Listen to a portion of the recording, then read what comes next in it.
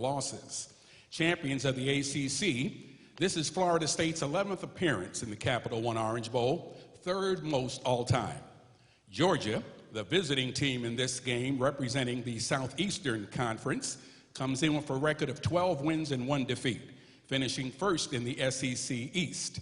The Bulldogs are making their 5th appearance here in the Capital One Orange Bowl and 2nd in the last 3 years. We will first welcome Florida State head coach Mike Norvell to say a few opening remarks, and then we'll hear from Coach Kirby Smart. Coach Norvell. Well, first off, just want to say thank you to the Orange Bowl and the Orange Bowl committee. The hospitality this week has been incredible. It's been a great bowl experience for our players. An opportunity to come to work, to enjoy the time together, and it's really been a special week. And just so grateful for everybody associated with the bowl and just the way they've treated our student athletes, our family, our friends. It's been a wonderful week.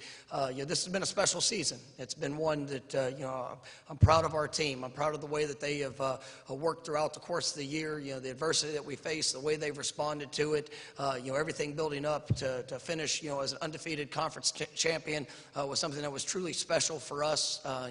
Coming into this bowl game, have a tremendous opportunity. Some guys that will be getting, more work than what they've had throughout the course of the season, but they get their opportunity, they get their shot, and to be able to do it against a wonderful team in Georgia that's so very well coached, got great players, very talented, and it's going to be a great challenge for our team. But I can tell you, we're excited about the opportunity, and our guys have worked really hard. They've invested a lot, and it has been a special season for us on and off the field, and just so proud of our players and the way that they've represented Florida State University, and all of our players, past and present, by the way that they've played and continue to respond to all situations. So we're looking forward to tomorrow and the game that's the game that's ahead, but you're definitely proud of our guys for the work that they've invested. All with our players, Eric Palms, the CEO, they do a tremendous job of making sure it's first class. Everybody likes coming down here because of the weather, the beaches, and all the beautiful things you get. So I know the energy for our players has been very enthusiastic. They've loved the work. They love being down here. About 20 or 30% of our team was in the same location 2 years ago. So when we got the practice facility, it was very comfortable. We knew where we were. We knew what we needed to do, and we got to work on that. I have a lot of respect for Mike and his staff. We've recruited more and more against them recently as they've returned to prominence. And having grown up where I grew up, 30 minutes from Tallahassee, I grew up watching Florida State play and went to a lot of their games. So I have a lot of respect, and I think it's great for college football when Florida State is always in the conversation. So his staff's done a tremendous job. They recruit in our state. We recruit in their state. Have a lot of respect for them and looking forward to an outstanding game, an exciting game to go play in Hard Rock. Thank you very much, Coach Smart. What is the solution to what's happening in college football, especially in the month of December? The way the schedule is, you guys have so many things on your plate to pull in all different directions with transfer portal, with recruiting high school, with bowl game preparations. Could each one of you just, what you think the solution is to all of this? I'll just jump off. I think it is a challenging time, in the month of December, and I think the NCAA has taken some positive, strides in a sense of creating the dead week, there after the final regular season game, but it's great for the teams that are not playing in a championship game, but when you do play in a championship game, it just kind of it pours gasoline onto all the issues of what you have to do, and the experiences for the student athlete, but also the coaching staff. For us, I'm sure it's very, very similar for Coach Smart and their staff. We went into Sunday after the championship game, and still seeing where you're going to play and what that's going to look like. You have a short meeting with the players, and then we were on the road recruiting, and that night, being in multiple home visits, it really, they didn't get a chance to sit down and really spend that much time with our players once that was done, because you're into the next part of what the calendar offers. You get in a bowl season, transfer portal, all those things. It's hard for the players. It's challenging for the coaches. I think when you look at the time of the signing date, it really,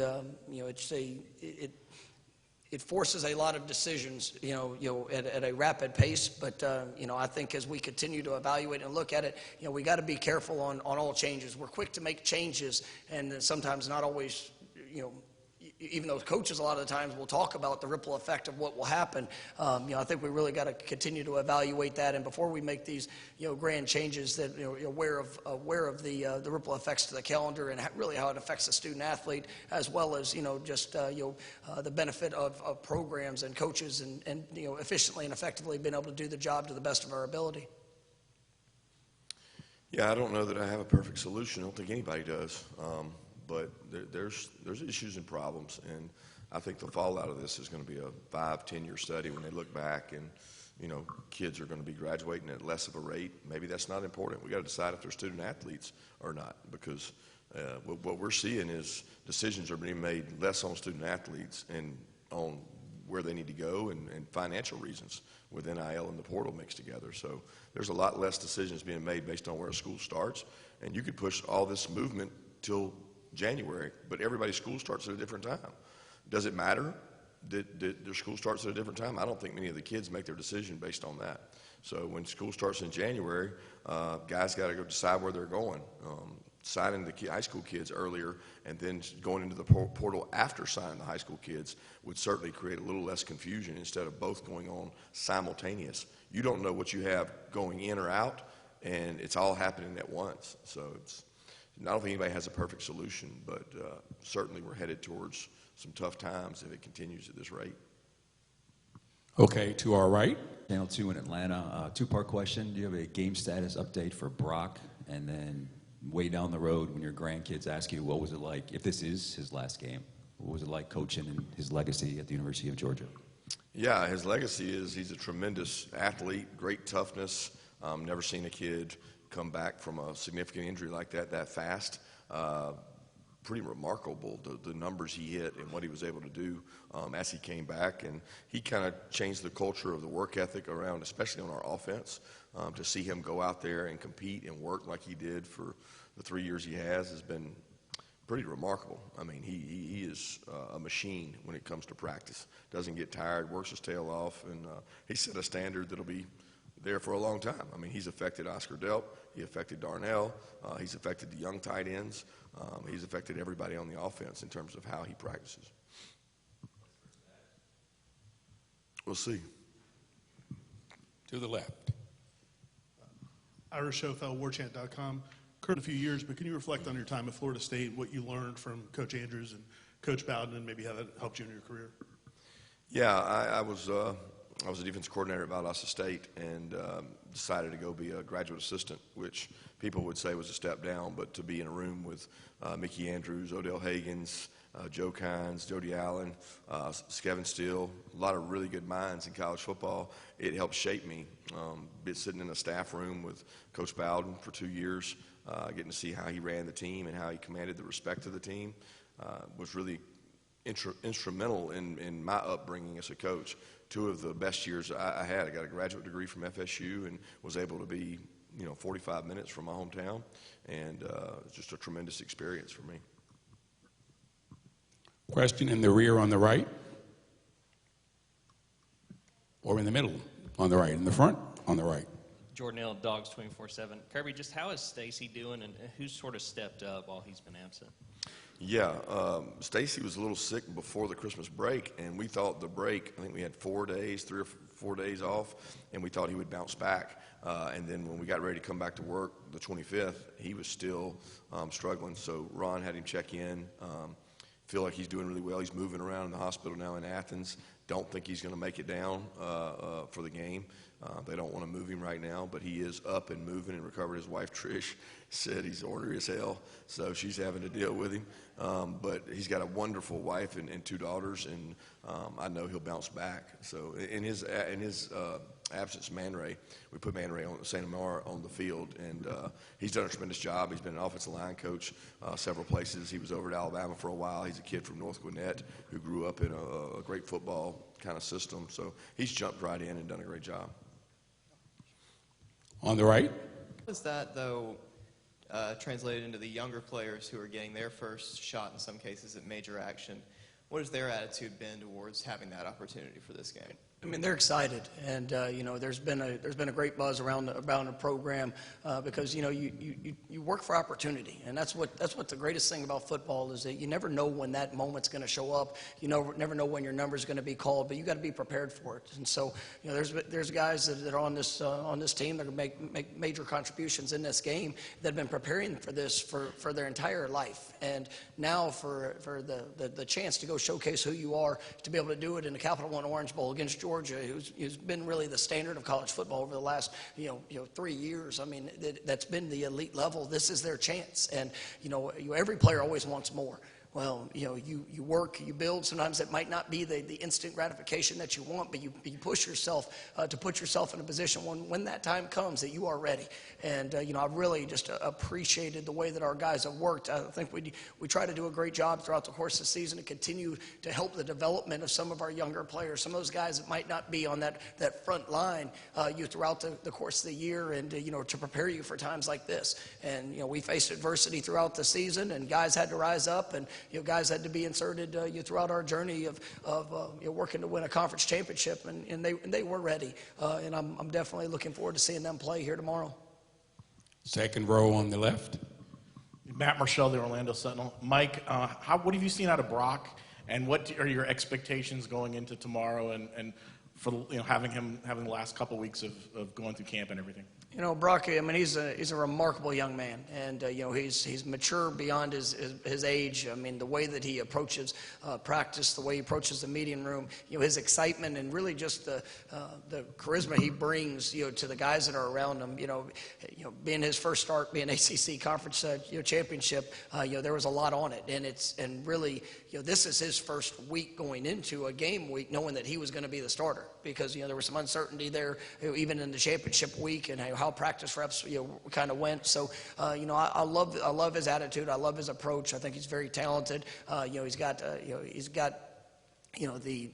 all the characteristics you look for in what you want a quarterback to be, and he learned some lessons in that first game, and now it's an opportunity to go and improve and help those guys around him to go play it at the highest level that we possibly can. And he's got a great deal of energy and excitement for tomorrow, and like I told him, I mean, we just need him to go out there and be himself, and if he does that, continue to improve, continue to get better, learn from the experiences that he's had, got great confidence in how he'll play. Next to last row on the right. Mike, you talk so much to your players about controlling what you can control and not letting the other stuff affect them. This past month has been a lot of things that are out of your control, starting with the committee's decision, certainly the opt-outs and portal stuff, up to the lawsuit being filed last week. Has this tested your resolve on that premise more than maybe any other time in your career? I mean, I think so. I mean, when you sit there and you look at the challenges that present themselves, I mean, we're in a wonderful place with a wonderful position. I mean, there's nothing to sit back and hold your head, or hang your head about. I mean, this team, they went through an incredible season, and from where we were 4 years ago to where we are now, I mean, you've seen tremendous growth, tremendous belief, just a wonderful culture and team that we get to be a part of. But the challenges have presented themselves, and for us, it's we always talk about that response. We talk about the mindset of what you're going to bring to things that you can't control. And ultimately, it still provides opportunity, which provides choice. And that's where the thing we've continued to hit with our guys and continue to hammer through this journey is that whether you're a first year or whether you're in your last year, this could be a defining moment for you. And so go make the most of it, given everything that you have,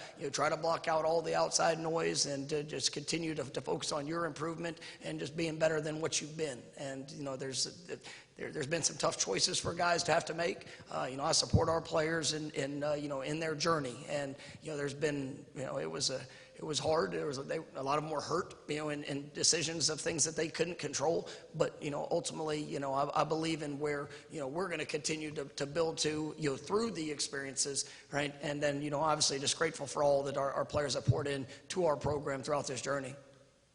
First row on the left. Yeah, Mike Griffith from Dog Nation. Kirby, before this year, I don't think the top four on a final weekend, and there's obviously been a trend with a lot of players opting out, skipping the bowl game, and that opportunity to play with their teammates one final time. I don't think Georgia's had any opt-outs. Can you talk about the decisions that the guys made to play with one another and what went into building that culture? Well, I think the leaders of the team kind of spearheaded that. I stay out of it. I met with each player that was draft eligible or seniors that are, have draft grades and just spoke with them and very honest and talked to them. And then they had to make the decision with their family members. And they want to go out on top. They don't want their last Georgia outing to be what was the SEC championship. So they put their minds to it, and it was a little bit of a almost contagious deal. One guy did it, another guy did it, and they wanted to play. So certainly very proud of that. But I do think we're going to have guys get more opportunities in this game than we would have normally had just through the injuries, because we've had significant injuries and a lot of guys who have not been able to practice during the bowl run just because of the injuries coming out of the SEC championship. But I'm certainly proud of the guys that decided to, and they want to finish together, and I think finishing is important. I don't think enough people talk about it, and everybody says, well, this is what you should do, this is what you should do. I mean, the kids that love football, they want to play football, and it's the Orange Bowl. I mean, you got an opportunity to go play in the Orange Bowl, and that's not given to everybody. On practicing yesterday, and what were y'all able to get in? Got a little bit in. I'm not going to get into the details of all that. Got a little bit of a walk done and just tried to get out in some fresh air to get out of that hotel. But it was rainy, it was wet and nasty all day, and we did not want to stay cooped up in the hotel. So we're able to move around a little bit and get out, and we'll do the same thing today. Get out, and it's going to be nice and cool, I think, around 65, 66. The first day it was really warm for our guys, and we tried to crank the heat up in our indoor back home and got it up to like 75, 76, and it was warm. I guess it was on Wednesday here, and then Tuesday here, and then we got the rain yesterday. Gentlemen. Ashton Casson from Tallahassee.com. Mike, Jakai is a running back on the depth chart. What does it say about his versatility, his unselfishness to be able to, be willing to change positions for this game? Yeah, Jakai's he's been a great player for us, and a great playmaker just throughout his years here at Florida State. He came in kind of in that dual role, being able to play running back, being able to play, you split out and play receiver. He's kind of transitioned more to receiver these last few years. He had a big game against Pitt when we really needed him, when Keon and Johnny were both out. But then, coming into this game, we've had running back positions kind of taken a little bit of a hit. Unfortunately, LT is not going to be able to play due to an injury that was had in the championship game, and so we had to make some adjustments. And Jakai he's so unselfish, and he cares so much about this team, and he does have a very versatile skill set in the things that he can do that allows him that flexibility. And so that's one of the things we try to look for in recruiting too. Guys that can do it all, because you never know what opportunity might present itself, and how we can showcase all the skills and talents that these guys have. And I think Jakai is a wonderful example of that. Mr. Tim Reynolds. Appreciate that.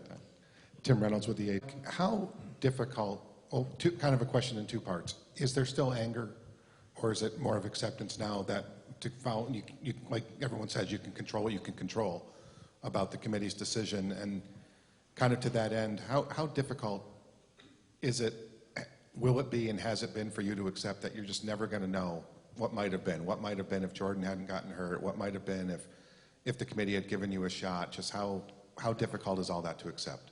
No, it is.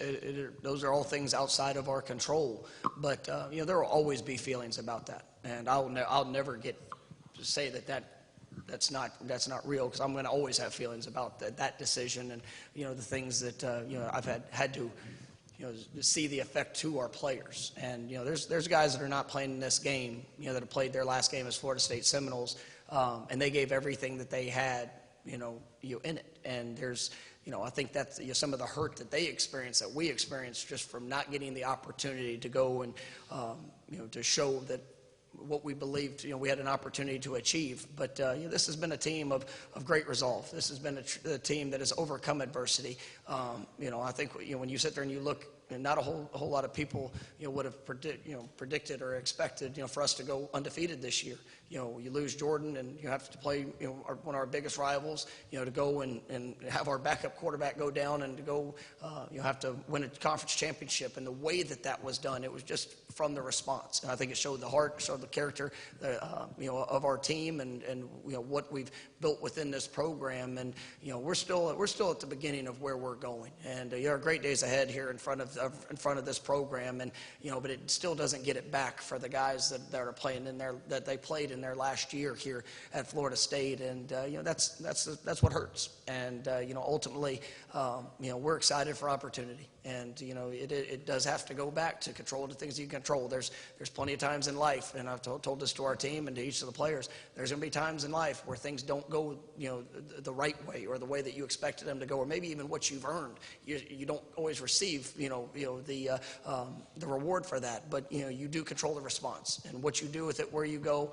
and the attitude which you bring. I mean, that's what's going to define the identity of what you have. So I know we're going to go out tomorrow. We're going to fight with everything that we have to go put our best on that field. And I'm excited we get to do it against a great opponent, a great staff that we get to compete against. And this is something that is going to continue to help push our program to ultimately where we're going to end up.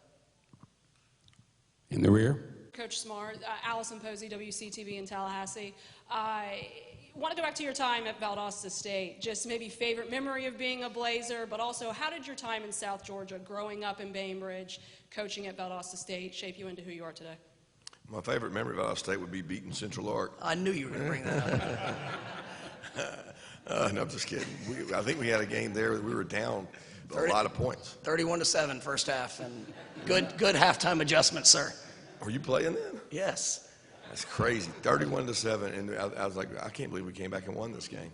That was 2001 maybe, or 2000. I don't know when it was. But I had a great time at Valdosta State. It was a pleasure to work there. A lot of great staff members, cradle of coaches. Been a lot of good coaches come out of Valdosta State. It was not fun riding a bus to Arkadelphia, 18 hours, and then driving home. And you got home Sunday, and you had to go straight into work because by the time you got home, you had to start on the next game. But I learned a lot of football. I learned a lot about coaching. I enjoyed my time there, and that impact was probably cut my teeth recruiting because I knew the back channels and the roads down through South Georgia, and I'd grown up there, and a lot of respect for my dad as a high school coach. So I got welcomed into a lot of schools, and we signed a lot of really good players at Valdosta State from South Georgia. On the right side. Good morning, Sports Visions. This question is for both coaches. We know that this time of year is very integral as far as getting the younger players more time to practice and develop. I'd like to hear each coach's philosophy or how you go about that. Yeah, we try to get as many reps as we can for our young players. We've been fortunate to have, I don't know how many mid-years are in there, 14, 15 guys that have come in, not to mention the ones who didn't play this year that were already on the team. So if we have enough people, we try to get 1s, 2s, and 3s reps throughout this time. There's times we can't get all the 3s in there because we're down a little bit, our other numbers and our health. But I love watching those guys play. And we try to balance out the reps because we feel like our 1s have had a lot of reps throughout the year.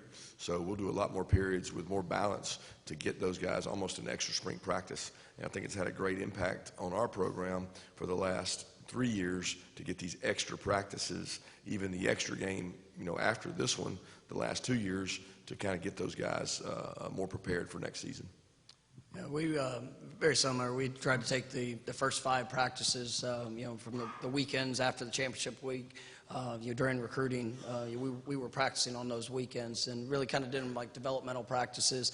Allowed our older guys that had played a lot. They got the individual work. They had some speed on speed, but really the focus was on those guys that didn't get as many reps throughout the year, and to help continue to build the fundamentals, the focus. Continue to build upon the concepts of what we do, and I thought it was really beneficial. And as decisions were made. Throughout bowl season, I think those practices were huge for us with some of the guys that are now that were in those developmental practices are now going to get an opportunity to impact in this game. And it goes back to that to that statement, you never know, when your number is going to be called, but you have to be ready for it. So make sure that the work through the process is preparing you for ultimately what you want to be, and being ready when your number is called. Last row on the right. Brandon Adams from Dog Nation. Georgia's a program that has a lot of rivals. Florida State historically not really been one of those. The two teams just haven't played very much. But a lot of recruiting battles throughout the years. Being from Bainbridge, you kind of know the way fan base sort of intermingled down there, both sides. With the expanded playoff coming up, the chance for more meetings in the future, could you see this Georgia-Florida State rivalry perhaps grow a little bit, kind of reflecting what kind of typically goes on between the two programs, recruiting maybe more battles on the field coming up in future years? Yeah, that's already happened. I mean, they go into South Georgia more than they probably used to, and that's an area that we take a lot of pride in. So we bump heads down there all throughout Jacksonville, Tallahassee. We got kids playing from Tallahassee and South Florida, and they got kids playing from Atlanta. So that's definitely the case, and probably will continue to happen, especially with the playoff format that'll kick in next year. Second row on the left. Athens Banner Herald. Kirby, I want to ask you about Malachi Starks, a 2-year starter, made a bunch of All-American teams. Where do you see his game as he begins his third season after this bowl in terms of areas where you can improve and get better? I think bigger, stronger in the weight room. He's dealt with some shoulder injuries and some dings. It's going to be really important for him to maintain his weight and stay up. He's a really good athlete. He's got the ability to play man-to-man. He could probably go play corner if we asked him to, because he's a track kid in high school that had good track numbers, great ball skills, but he also has size. So we want him to maintain that 200 pounds and continue to fill weak side B gap. He does a great job of that. He's a really good football player. Second row on the right. Channel 2 in Atlanta. When the dust settles, and if Florida State is the only undefeated team remaining, should you and Florida State consider themselves national champions? I mean, I think that as things go on the field, you got to control what you can control on the field. We were not presented the opportunity to go play in the college football playoff. For that decision, I mean, we get a chance to go compete against Georgia to try to win the Orange Bowl. And, that would be an incredible feat for our football team to be able to go, 14-0 throughout the course of the season, throughout the things that we've had to face. I mean, it's, right now that's the focus. And, ultimately that's what's in front of us. And, that's all we've talked about. Connor Riley, Dog Nation, this is for Kirby. Is there Arius Mims and Damon Wilson? Yeah, Damon had a scope done, and he's with us, and he's out there. He's not practicing. Amarius is here and going to be with us today. First row on the left. Irish NFL, warchant.com. Mike, there's been a lot of talk about the production of players that might not be available in this game. Have you seen any of the players who are going to be in expanded roles taking on more leadership? Maybe guys who didn't have that opportunity during the regular season? No, absolutely. And, leadership's not about a speech. It's about what you do when you step on the field, what you're doing in the meeting rooms, how you're approaching each and every day. There's plenty of people that want to talk, but if your actions don't follow that up, then nobody's really going to listen. And what I've been pleased with is, just the way that guys have approached the work that they've had, and now that they are getting more of an opportunity, to see them work, to encourage, to push. When you sit there and look at a lot of guys on our offensive line, I mean, guys that do have the experience and obviously are veterans within what we're doing. I think they've done a great job with it. Some of those skilled players you mentioned, Ja'Kai, a couple guys that are really pushing to elevate themselves and to be supportive of some of the guys maybe don't have as much. But I think the leadership has come through the work. And, I think that's something that, our guys all respect within each other. Shaheem Brown there in the defensive backfield, I think, has really done a nice job of trying to elevate himself. Kalen DeLoach, who's one of our great players. I mean, he's done a wonderful job throughout this bowl season as he's playing his last game as a Seminole. And then, a couple of those guys on that defensive front have really been impactful. First row on the right. It's for Coach Smart, Suda Upadea, Fox.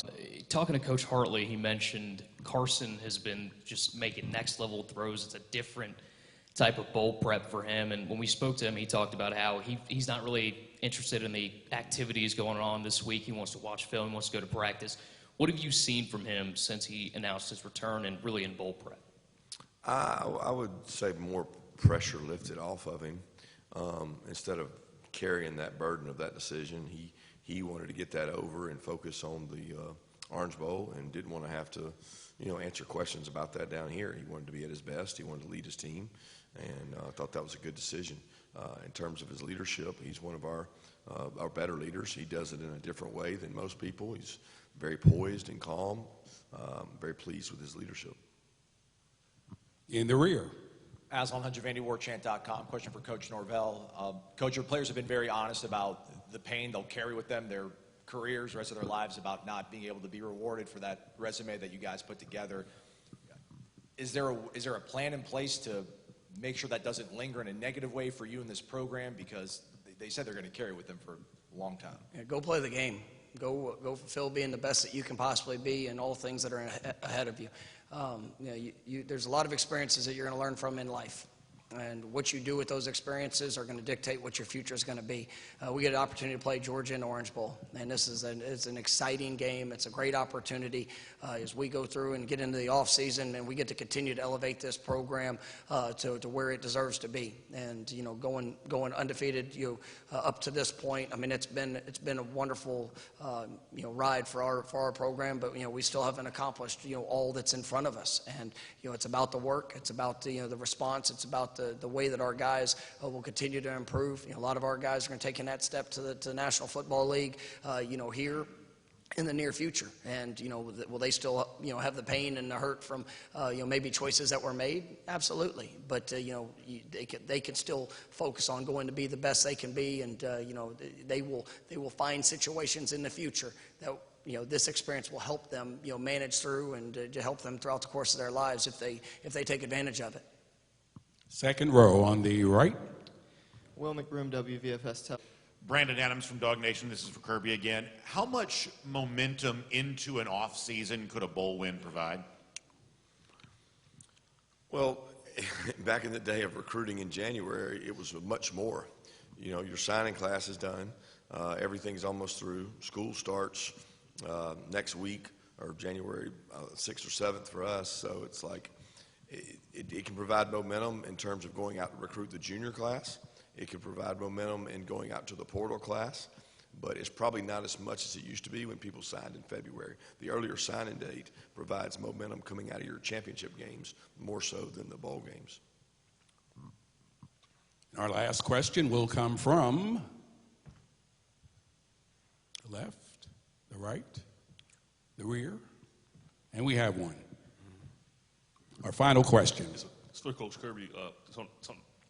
Tony Reese out of WTVM out of Columbus, Georgia. Coach, just talking about just a personal thing on the amount of talent that you've been able to pluck out of the Chattahoochee Valley and the Columbus area specifically. Just kind of how crucial has that been to your recruiting process and things of that nature? Well, it's a very fertile area. They've always had great football players out of Columbus. Dell McGee, who played there himself, does a tremendous job recruiting that area. We've had kids from both sides of the state line. It's always been a great football area. They've had great football. It's really close to Auburn, so they've got footprint over there too. It's close to Tallahassee. So I think everybody goes in there to recruit really good football players, and we enjoy getting kids out of there. They come from really good programs, and they got great toughness. It's now photo opportunity time. So we're going to ask both coaches to step to the area on my left to pose with the Capital One Orange Bowl trophy. As we mentioned earlier,